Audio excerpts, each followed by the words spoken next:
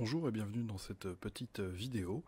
On va explorer une petite astuce aujourd'hui pour ce premier tutoriel concernant les serveurs Doremi.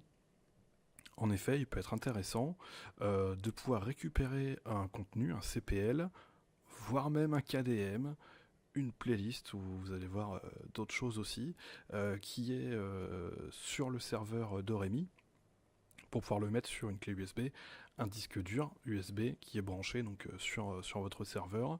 Euh, Astuce assez pratique si vous voulez sauvegarder un CPL et un film sur un disque dur. Puisque vous allez en avoir besoin plus tard, mais qu'il vous prend de la place sur votre serveur et que vous avez besoin de libérer cet espace-là. C'est vrai qu'aujourd'hui, si vous avez un TMS, si vous avez un NAS, une librairie, que sais-je, enfin un espace de stockage en tout cas en réseau qui est connecté à votre serveur, cette astuce n'a pas vraiment lieu d'être. Mais une salle qui ne serait pas équipée de ce genre de choses et qui n'aurait pas d'espace de stockage dédié va trouver son bonheur sur cette petite astuce. Alors, prérequis, savoir que ça va prendre du temps, le faire en dehors de tout un geste ou de toute lecture de film, et avoir une clé USB ou un disque dur, donc forcément de la taille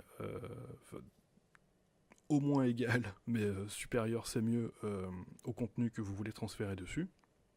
Et également un support qui n'est pas en NTFS.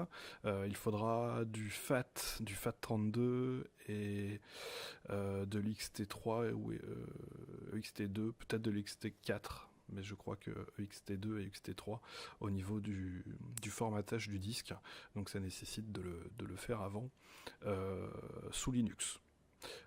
Si vous êtes sur PC et que c'est pour un contenu de moins de 4 Go, vous pouvez dans ce cas-là faire une clé ou un disque en FAT ou en FAT32, mais vous ne pourrez pas mettre de fichiers supérieurs à 4 Go dessus, ce qui peut vite être très très limitant pour un court métrage, un long métrage.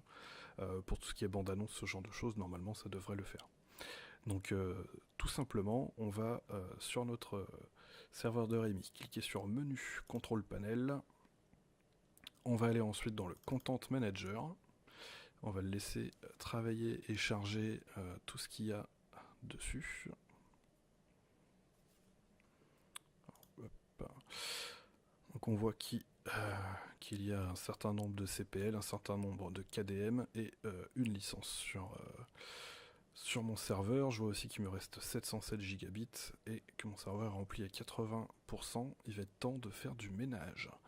On va le cliquer sur la petite maison et on va aller chercher, là ce qui nous intéresse, les compositions playlist, les CPL, donc les films, les bandes annonces, les contenus, etc.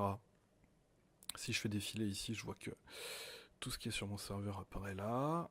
Je peux, comme quand on est dans le ciné-lister, venir filtrer par type de contenu, et je peux aussi faire une recherche personnalisée. Par exemple, je vais chercher, voilà, une bande-annonce qu'on a ingestée récemment, et imaginons que je veuille la récupérer, je ne l'ai plus nulle part, je dois la transmettre peut-être à une autre salle ou à un collègue. Eh bien, je clique dessus, je peux avoir accès à quelques informations, mais la même chose qu'on retrouve sensiblement dans le ciné-lister. Et je vais venir cliquer sur ce bouton, le bouton Action. Donc je peux supprimer, vérifier l'intégrité ou la cohérence. Et là, on va s'intéresser à exporter. Donc je clique sur exporter. Et hop. Alors mon support n'apparaît pas. Petite blague. Et voilà, grâce à la magie du montage, mon support USB est apparu. Donc je vais cliquer dessus et faire exporter.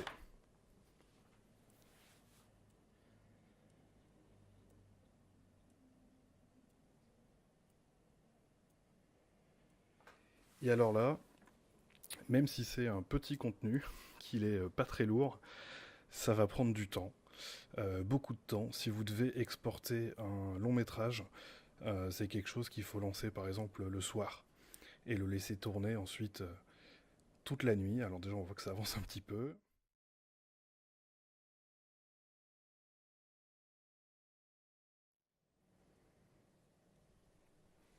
Et voilà, c'est terminé. Donc il n'y a plus qu'à cliquer sur OK. On peut fermer tout ça. Et notre CPL, donc notre teaser là en l'occurrence, est maintenant sur notre clé USB.